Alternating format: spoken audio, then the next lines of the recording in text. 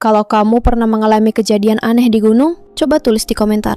Dan jangan lupa, klik like dan subscribe agar kamu gak ketinggalan kisah horor lainnya dari gunung-gunung angker Indonesia. Namaku Aldi, 23 tahun. Tahun 2019, aku nekat mendaki sendirian ke Gunung Ciremai lewat jalur Linggarjati.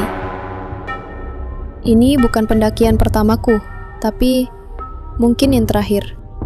Karena sejak hari itu, aku tak pernah melihat dunia dengan cara yang sama lagi. Awalnya, banyak rombongan pendaki lain, tapi setelah pos 3, tiba-tiba aku merasa seperti sendirian. Tak ada suara, tak ada sinyal, seolah gunung ini menelanku dalam senyapnya. Di sebuah tikungan tajam, aku melihat sosok perempuan muda duduk bersimpu di bawah pohon. Wajahnya pucat, bajunya seperti baju tidur, dan dia menunduk sambil memegang bunga melati. Tapi saat aku mendekat, dia menghilang begitu saja. Aku sampai di sebuah pos kecil yang tak tercatat di peta manapun. Ada saung tua dan tulisan usang di kayunya. Pos bayangan, jangan lama-lama di sini. Suasana terasa salah. Udara dingin menusuk dan suara dedaunan seperti berbisik-bisik di telingaku. Saat aku bangun esok paginya, tak ada jalur di sekitarku. Semua tanda arah menghilang. Kompasku hanya berputar-putar. Aku merasa seperti dijebak untuk tersesat di gunung ini selamanya. Aku akhirnya menemukan tenda kecil yang sudah robek di sisi lereng. Di depannya ada api unggun yang menyala, tapi tak ada siapapun di sekitar. Lalu aku melihat panci berisi mie instan masih panas, seperti baru dimasak.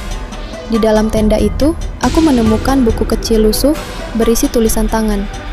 Hari ke-7, aku masih belum bisa turun. Jalur berubah. Hati-hati dengan perempuan itu, dan di halaman terakhir ada nama, Aldi.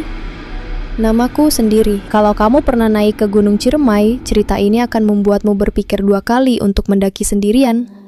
Tonton sampai akhir, karena mungkin kamu juga pernah melewati jalur yang tak seharusnya.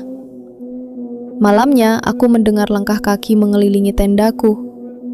Pelan, teratur.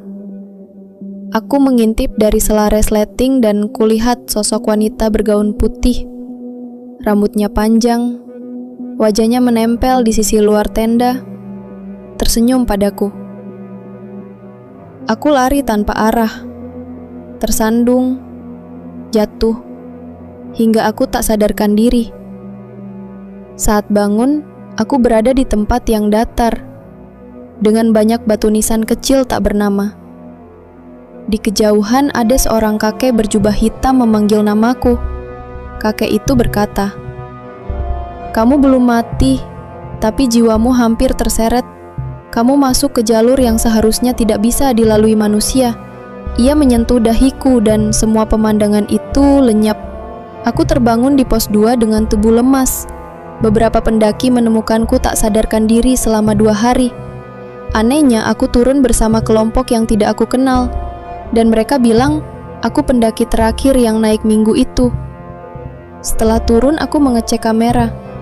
Ada satu foto tak dikenal, potret wajah perempuan pucat tersenyum di tengah kabut, tepat di belakang tendaku. Padahal aku yakin tak pernah mengambil gambar itu.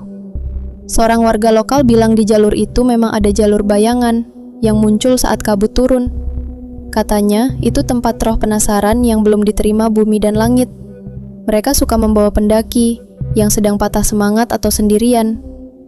Saat aku membuka lagi buku catatan pendaki di rumah, tulisan terakhir berubah. "Aldi, kita belum selesai. Kita akan bertemu lagi saat kau kembali ke Ciremai." Tulisan itu seperti baru ditulis. Masih basah. Aku tak pernah naik gunung lagi. Tapi malam-malam tertentu, aku masih mendengar suara ranting patah dan napas di luar jendela kamar kosku. Kadang aku terbangun dan mencium aroma melati dari dalam tas carrier yang tak pernah lagi kugunakan.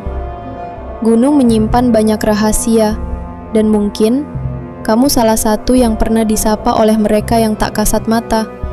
Bagikan video ini ke teman sependakianmu dan aktifkan lonceng karena cerita berikutnya akan lebih mencekam.